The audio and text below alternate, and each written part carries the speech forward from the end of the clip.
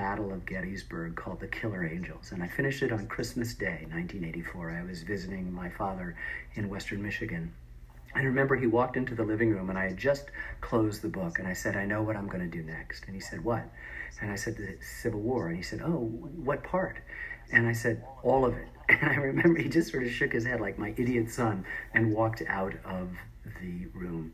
The Civil War is the most defining, the most important event in American history. Everything before it led up to it. Everything since, even though it seems so far away, is in some ways a consequence of it. How could we not be drawn to try to figure out what actually happened? Not just the causes and effects that we get taught in school, not just, this sort of rudimentary, superficial look, but what actually happened. It matters very much what transpired at Shiloh and Antietam and Gettysburg and Spotsylvania, because hundreds of thousands of Americans lost their lives in these battles over essentially American issues on both sides of the argument. And it continues to reverberate to this day.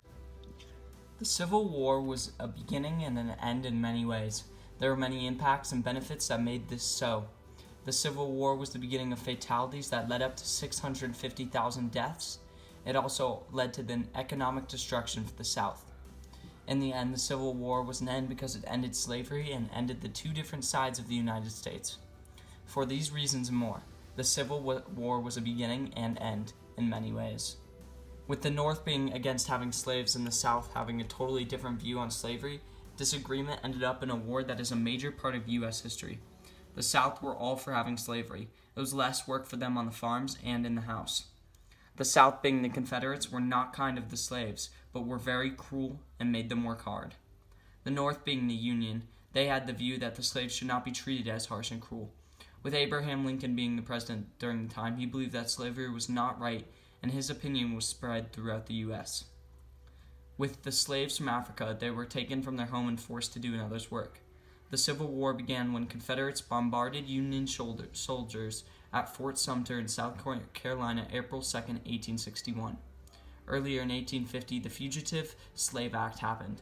This act claims that every federal official who did not arrest a runaway slave was fined. These two events created different opinions on slavery and showed how cruel the slaves were treated and how they had no freedom, which was a beginning and an end because slavery started with the South wanting not to be able to work as much, which created the Civil War. War was a major part of U.S. history. It was a fight between the North and South states over slavery. The Civil War started when the Southern states seceded from the North after the election of Lincoln. The war started because of the uncompromising differences between the free and the slave states over the power of the national government to prohibit slavery in the territories that had not yet become part of the country. The southern states depended on farming as a source of income, and they grew tobacco and cotton on plantations. As millions of slaves were shipped from Africa to America and forced to work on plantations, the southern states wanted to keep their slaves because they thought that without free workers they could not sell their products at a competitive price.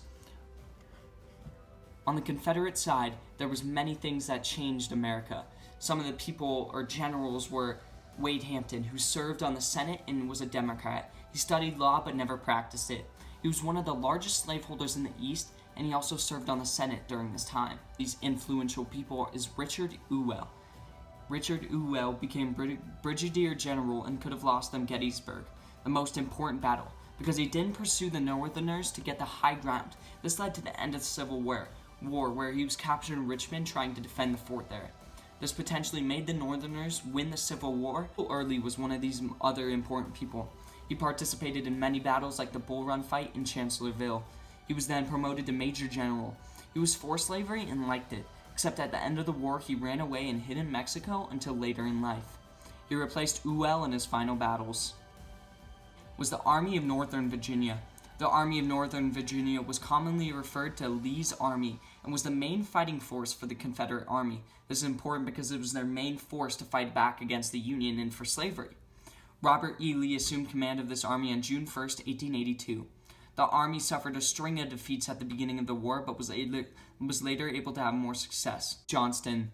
Joseph Johnston was born in 1807, and when he graduated from West Point, he ranked 13th of 46 cadets. and was appointed as second lieutenant in the 4th U.S. Artillery. He was appointed to Harper's Ferry in 1861 and organized the Army of Shenandoah the same year. Johnston was eventually promoted to a 4-star general. Jackson. Thomas Stonewall Jackson was a Confederate lieutenant and earned his nickname at the Battle of the First Bull Run, but it was his actions at Harper's Ferry, Shenandoah Valley Campaign, and the Battle of Chancellorsville that made him a military legend. Nathan Forrest.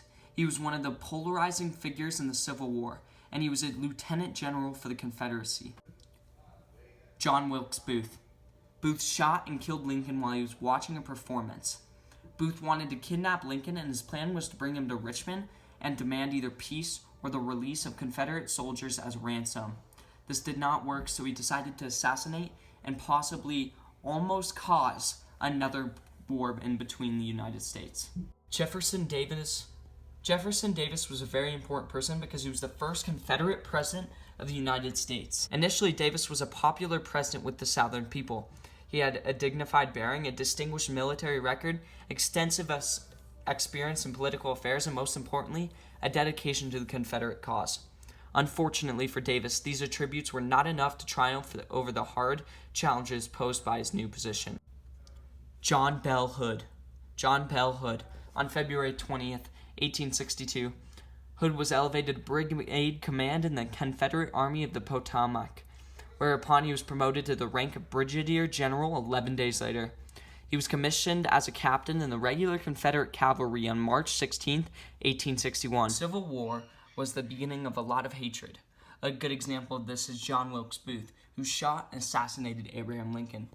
After the war, there was a lot more tension in the country because they still all had different views when in the war they fought for. And despite the end of slavery, many people still believed in slavery were still racist towards African Americans. Over time, so the endings became more positive because the end of slavery is a huge thing for people today.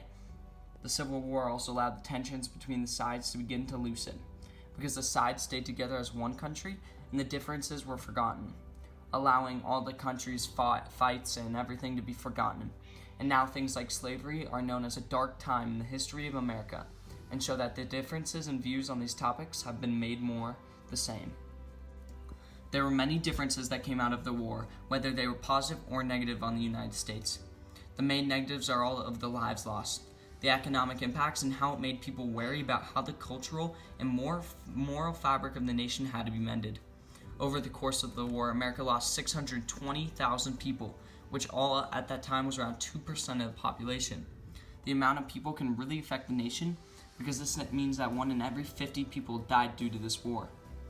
When a nation has this much of a loss to their population, it can affect a lot of different things, including moral and the economic. During the war, there was also a lot of money spent on equipment and different technology that was used in the war. Before the Civil War began, the country was already in debt $64.8 million, but after the war had taken its course, it cost an estimated $5.2 billion, on top of the fact that it would be harder for America to rebuild in the upcoming years. The war, however, did have some benefits that came to attention. As the Civil War concluded, we saw the abolishment of slavery in the United States, which was a big thing for many people. At the time, the slaveholders in the South did not like this income, but as time progressed, people seemed to have more of an understanding of how slavery is a dark part in the nation's history. Conclusion: the Civil War was a beginning and end in many ways. There are many impacts and benefits that made this so.